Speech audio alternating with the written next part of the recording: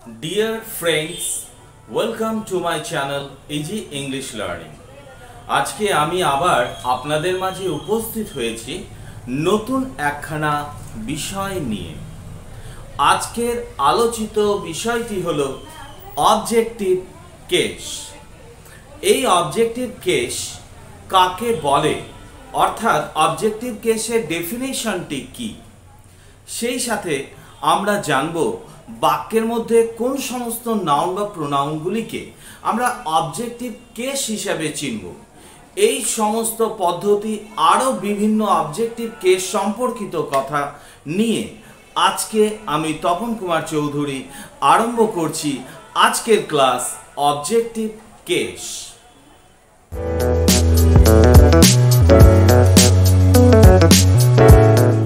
Objective কেসের practical আলোচনা। সর্বপ্রথমে আমি বোর্ডে লিখে ফেলেছি অবজেক্টিভ কেস। স্পেলিংটা দেখে নেওয়া যাক অবজেক্টিভ কেসের। Of JEC জ্যাকটিভ TIVE objective case CASE। Okay, objective case এর বাংলা অর্থ হলো কর্মকারক। অবজেক্টিভ কেস সর্বপ্রথমে আমরা জেনে নিই অবজেক্টিভ কেসের ডেফিনেশন। অবজেক্টিভ কেস কাকে বলে? বাক্যে কোনো নাউন বা প্রোনাউন যখন অবজেক্ট হিসেবে ব্যবহৃত হয় তখন তাকে অবজেক্টিভ কেস বলা হয়ে থাকে। এই যে ডেফিনেশন আমি যে বললাম, এই ডেফিনেশনটা এবার আমি বোর্ডে লিখে ফেলি। Objective case.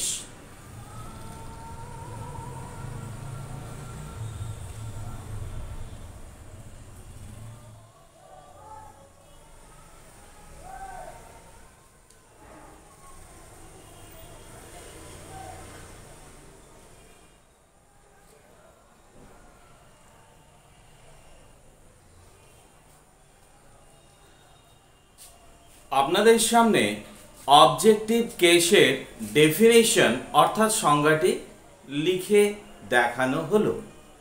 এবার এই ডেফিনেশনটি আপনাদেরকে একবার পড়ে শোনাচ্ছি। আপনারা অবশ্যই খাতায় বিষয়টি নোট করে নেবেন। তাহলে চলে আসি এবার। যখন কোনো নাউন বা প্রোনাউন বাক্যে কর্মরূপে ব্যবহৃত হয় তখন তাকে ছুড়ে গেছে, তাকে লিখে নেবেন আপনারা, আমি লিখে দিচ্ছি উপরে। তখন তাকে অবজেক্টিভ কেস বা কর্মকারক বলা হয়। তাহলে খুব ইজি ডেফিনেশনটি রয়েছে। ডেফিনেশনটা কি আরেকবার আপনাদেরকে আমি পড়ে শোনাচ্ছি। যখন কোনো নাউন বা প্রোনাউন বাক্যে কর্মরূপে ব্যবহৃত হয় তখন তাকে অবজেক্টিভ কেস বা কর্মকারক বলা হয়। কি ক্লিয়ার হয়ে গেছে? তাহলে এই হলো কর্মকারকের ডেফিনেশন। এবার এই ডেফিনেশনের উপর ভিত্তি করে আমি আপনাদের সামনে কর্মকারকের অর্থাৎ অবজেক্টিভ কেসের এক্সাম্পলটি লিখছি। যেমন ধরুন,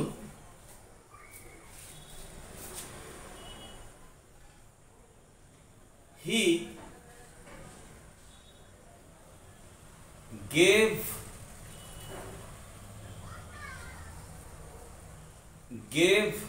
me,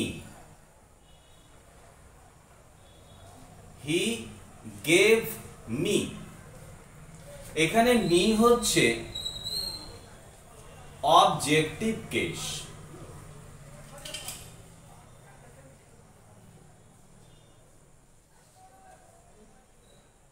এখানে মি হচ্ছে কি অবজেক্টিভ কেস। আবার দেখুন আর একখানা উদাহরণ লিখছি। হি gave books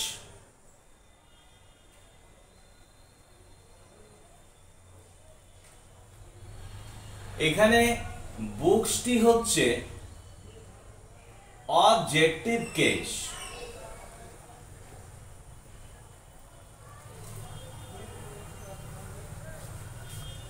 তাহলে এখানে দুখানা এক্সাম্পল লেখা হলো এবং দুটো বাক্যেই আপনার দুটো অবজেক্টিভ কেস কি দেখানো হলো।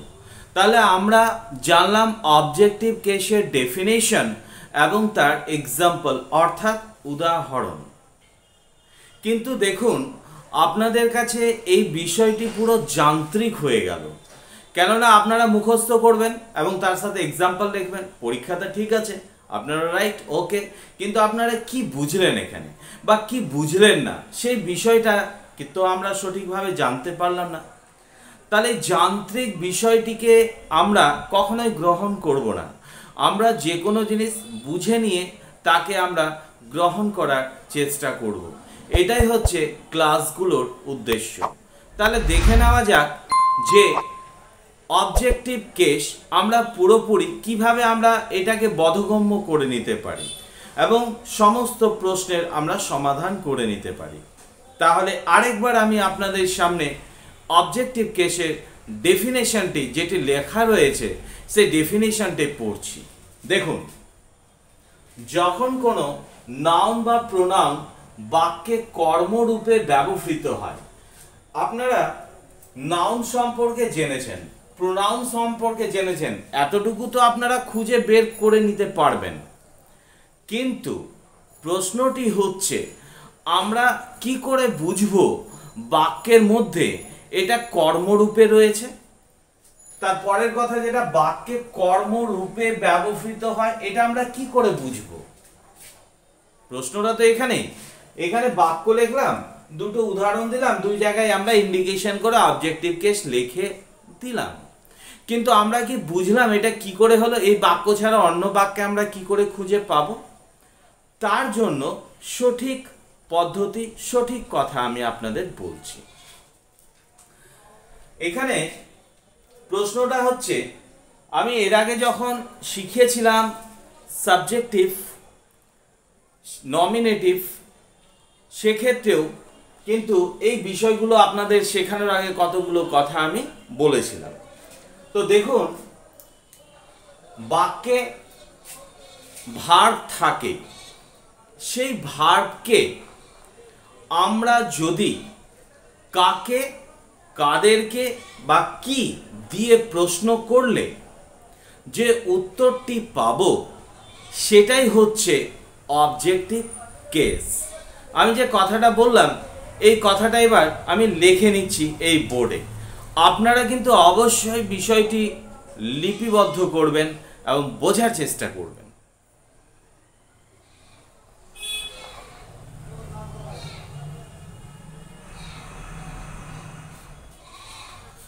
বিশেষ কথা অবজেক্টিভ কেস নিয়ে এবং আপনাদের প্রশ্নের সমাধান। তাহলে দেখুন, এখানে আমি স্টার দিয়ে এই কথাটা আপনাদের সামনে আমি ইন্ডিকেশন করার চেষ্টা করছি। বাক্যে ভার্বকে কাকে বা কাদেরকে, যার ইংরেজি টার্মস হচ্ছে হুম, কিংবা কি, যার ইংরেজি টার্মস হচ্ছে হোয়াট, দিয়ে প্রশ্ন করলে অবজেক্টিভ কেসটি পাওয়া যায়। তার মানে বাক্যে আপনি ভার্বকে কাকে বা কাদেরকে, অথবা ইংরেজি টার্মস হচ্ছে হুম, অথবা কি, যার ইংরেজি টার্মস হচ্ছে হোয়াট, দিয়ে প্রশ্ন করলে যে উত্তরটি পাবেন সেটি হবে অবজেক্টিভ কেস।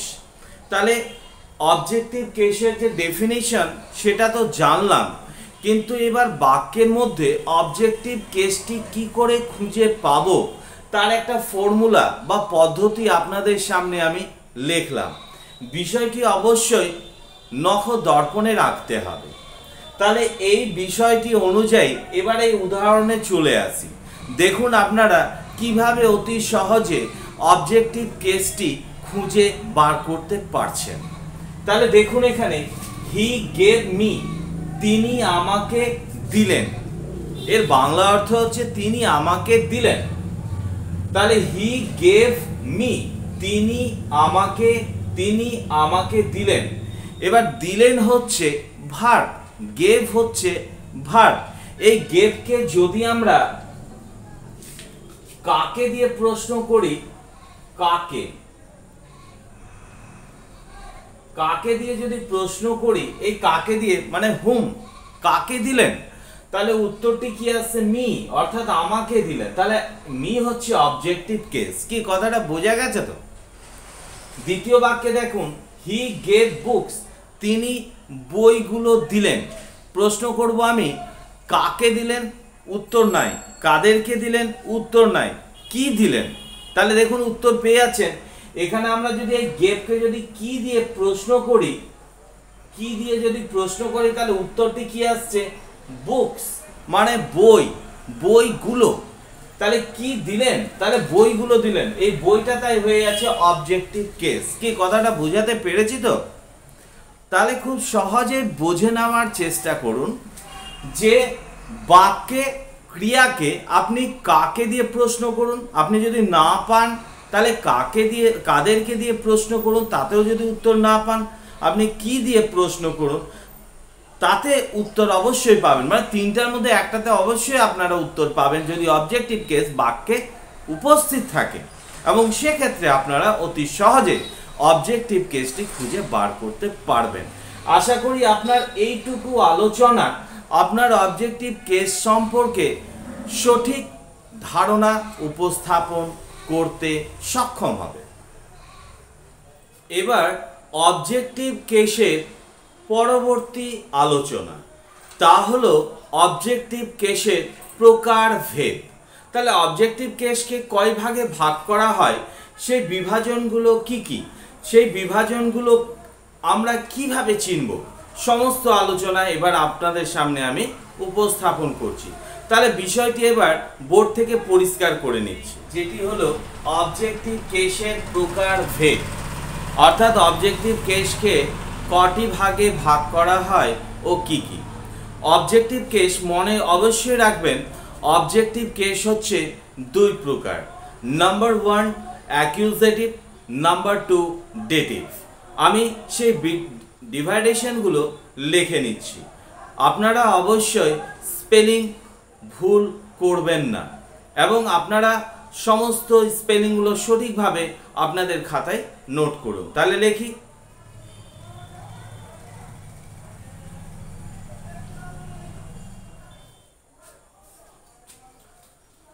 আপনাদের সামনে তাহলে অবজেক্টিভ কেসের ডিভাইডেশনটি লিখে নিলাম, সেই সঙ্গে লিখে নিলাম তার বাংলা অর্থ। তাহলে দেখা যাক সেই দুটো বিভাজন কি। Number 1 accusative, ACCUSATIVE, accusative, or direct, DIRECT, direct object. Okay, তাহলে প্রোনাউন্সিয়েশনটা কিন্তু অবশ্যই মাথায় রাখবেন, অ্যাকিউজেটিভ অর ডাইরেক্ট অবজেক্ট, যার বাংলা অর্থ হচ্ছে বস্তুবাচক বা প্রধান কর্ম। কি কথাটা ঠিক আছে তো? বস্তুবাচক বা প্রধান কর্ম। নাম্বার 2, 2 নম্বর বিভাজন হচ্ছে dative, DATIVE, dative, or indirect, INDIRECT, indirect object. Dative or indirect object, যার বাংলা অর্থ হচ্ছে ব্যক্তিবাচক বা গৌণ কর্ম। ঠিক আছে, তাহলে দুইখানা বিভাজন অবজেক্টিভ কেসের দুটো ডিভাইডেশন আমি লিখে রাখলাম। তাহলে এখানে প্রথমটাতে দেখুন বস্তুবাচক বলছে, তারপরে ব্যক্তিবাচক, প্রধান কর্ম, গৌণ কর্ম। তাহলে দেখুন তার অর্থে বা তার নামেই সেই পার্থক্য বা বিভাজনটা কিন্তু আমরা জানতে পারছি। এবার এই দুটি সম্পর্কে কিন্তু আমাদের অ্যাকিউজেটিভ অ্যান্ড ডেটিভ। অ্যাকিউজেটিভ বস্তুবাচক, ডেটিভ ব্যক্তিবাচক। এই দুটো, এই যে আলোচনা বা এই অর্থ, এই অর্থের মাধ্যমে আমরা কিন্তু ডিভাইডেশন অর্থাৎ বিভাজন করতে পারছি। তাহলে অ্যাকচুয়াল আমরা অ্যাকিউজেটিভ এবং ডেটিভ অবজেক্ট বাক্যের মধ্যে কি করে চিনব? বাক্যে কখনো কখনো ভার্বের পরে দুটো অবজেক্ট দেওয়া থাকে, তার মধ্যে একটি থাকে অ্যাকিউজেটিভ এবং অন্যটি থাকে ডেটিভ। চিনব কি করে? তাহলে আমরা প্রত্যেকটার বৈশিষ্ট্য সম্পর্কে জানব। এখানে প্রত্যেকটা বলতে অ্যাকিউজেটিভ এবং ডেটিভ আলাদা আলাদা করে এদের বৈশিষ্ট্য এবং কিছু কথা ইম্পর্টেন্স, কিছু কথা গুরুত্বপূর্ণ কিছু বিষয় আমাদের জানতে হবে। তাহলে চলে আসি, আমি বোর্ড ওয়ার্কের মাধ্যমে প্রথমে লিখে ফেলি, তারপরে আপনাদের সেই বিষয়টি আমি আলোচনায় নিয়ে আসছি।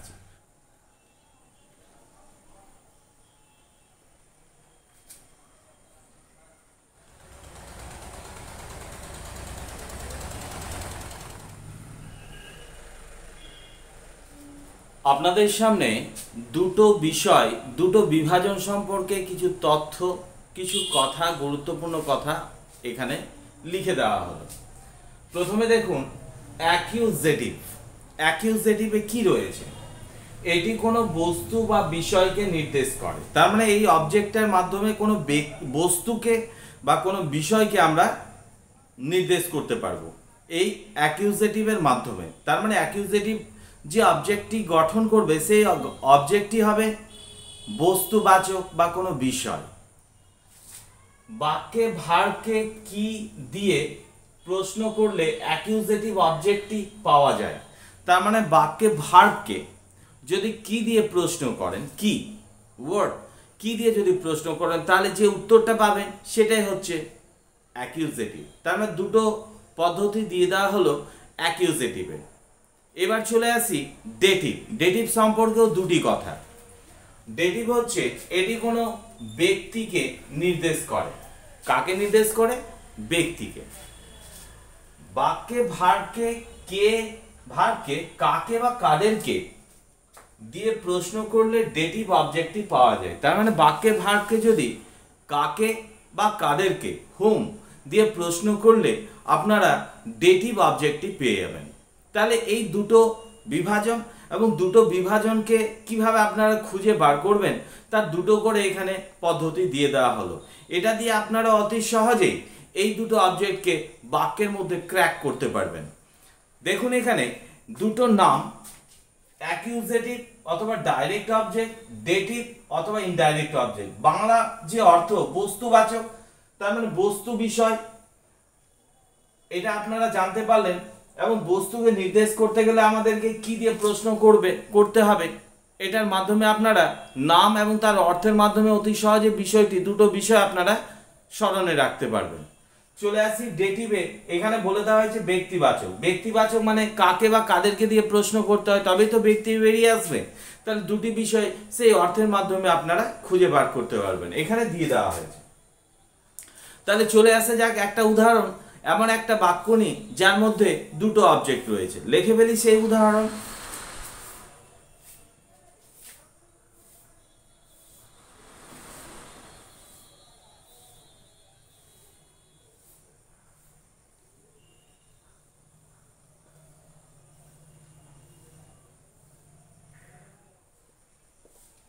কি মনে পড়ছে তো?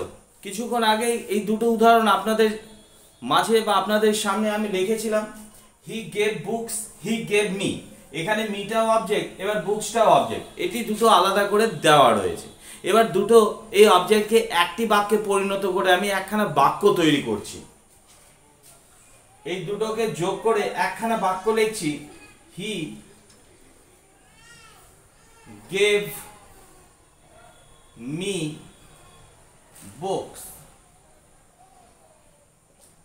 তাহলে দেখুন এখানে বুকসও অবজেক্ট ছিল এবং মিও অবজেক্ট ছিল, কিন্তু বাক্য ছিল নাম্বার 1 নাম্বার 2, অর্থাৎ 1 এবং 2 নম্বর বাক্য। এই 1 এবং 2 নম্বর বাক্য জয়েন করে আমি একখানা বাক্য তৈরি করেছি, অথচ দুটো অবজেক্টই কিন্তু এখানে বসে রয়েছে। একটা হচ্ছে মি এবং আর অপরটা হচ্ছে বুকস। কি স্পষ্ট তো? তাহলে দেখুন বাক্য একটা কিন্তু অবজেক্ট দুটো।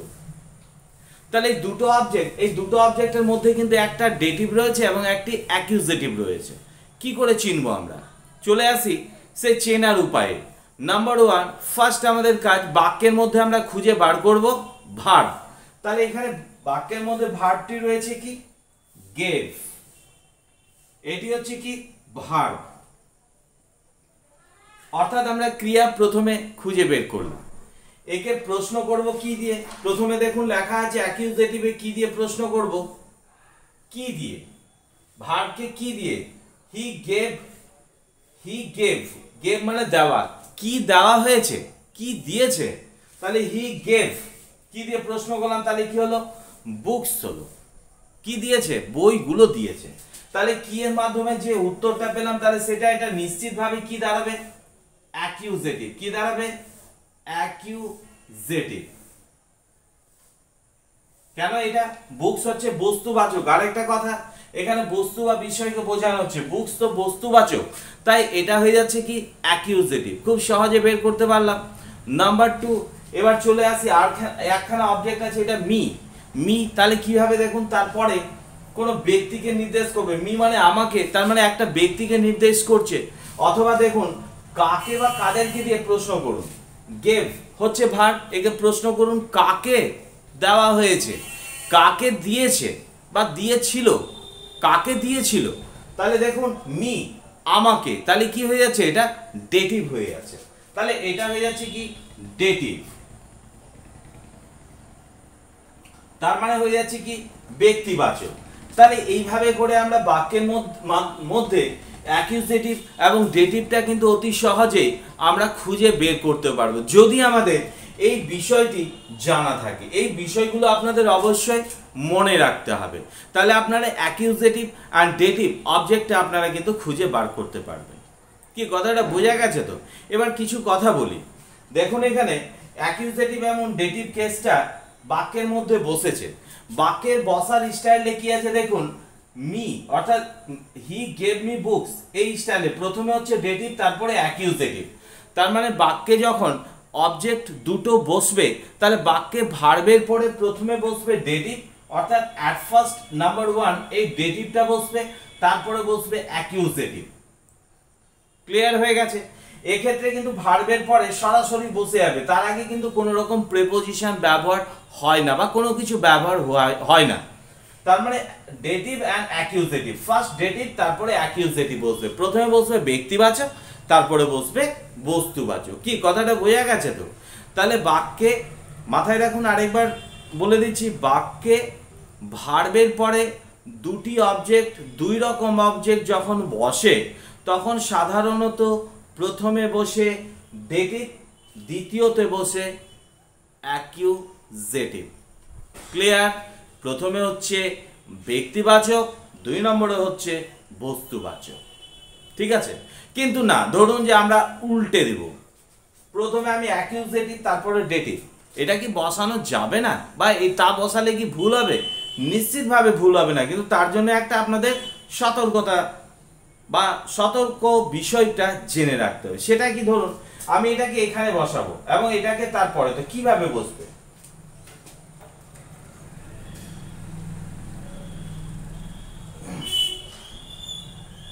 হি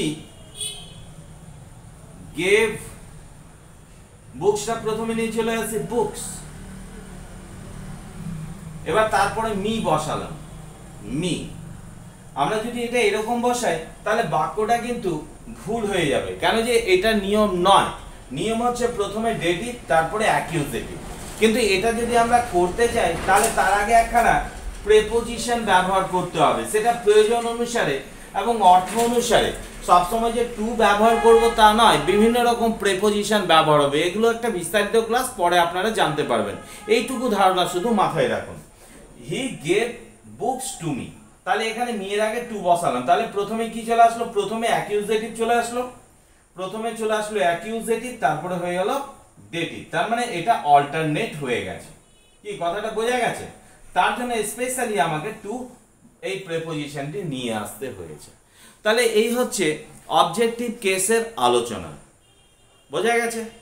তাহলে আপনারা অবশ্যই এই অবজেক্টিভ কেসের টোটাল আলোচনাটা আপনারা খাতায় নোট করুন এবং বোঝার চেষ্টা করুন। আমি সমস্ত বিষয় অবজেক্টিভ কেস থেকে আপনাদের সামনে আমি উপস্থাপন করলাম।